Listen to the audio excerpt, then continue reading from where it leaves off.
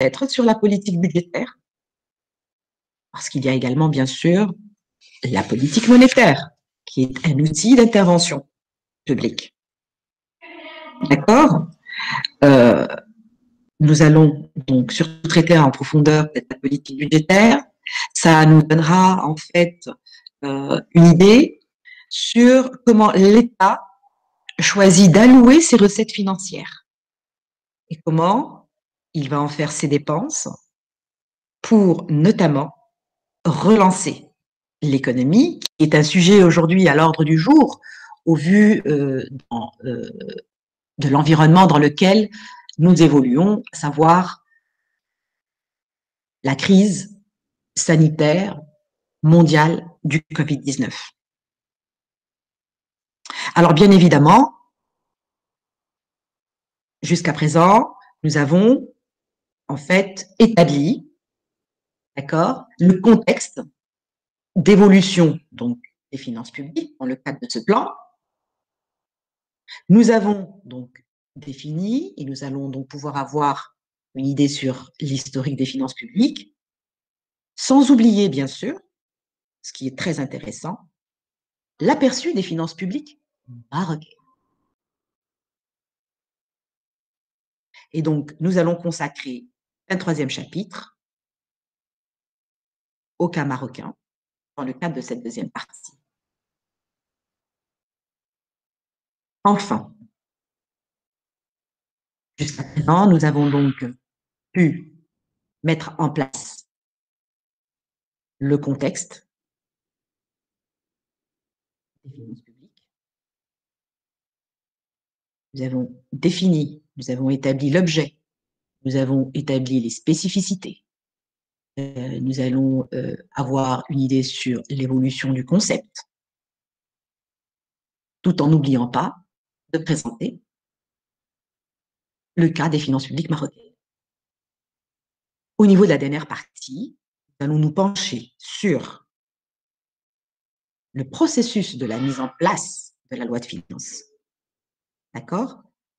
Ce processus va consister en quoi? Il va consister tout simplement à la préparation, à l'exécution et à son contrôle. Nous allons voir dans cette troisième partie comment donc se prépare la loi de finances, comment elle est exécutée et quels sont les moyens de contrôle de la loi de finances dans le cadre économique du rendement de compte, qui est une grande évolution au niveau justement de la préparation de la loi de finances depuis déjà quelques années. Alors, 3 points seront consacrés à cette partie. Il s'agira de définir la notion du budget de l'État, sa spécificité, ses structures, ses principes, pour traiter de la loi organique des finances. Enfin, chapitre 3 vont concerner la suite, celle de la préparation de l'adoption du projet de budget, de l'exécution et de son contrôle.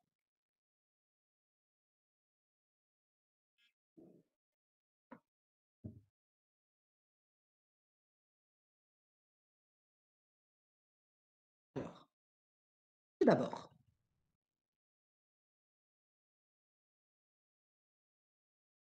les finances publiques sont traitées dans le cadre des sciences économiques. Qu'est-ce que les sciences économiques? C'est la question à nous poser. Les sciences économiques visent à mieux comprendre la société dans laquelle nous vivons. Donc, elles s'intéressent aux opérations et activités de production, de distribution et de consommation des biens et services.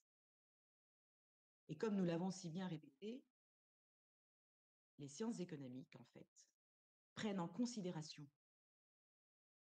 ce postulat de besoin illimité de l'homo economicus notion si chère aux néoclassiques, et de rareté de ressources.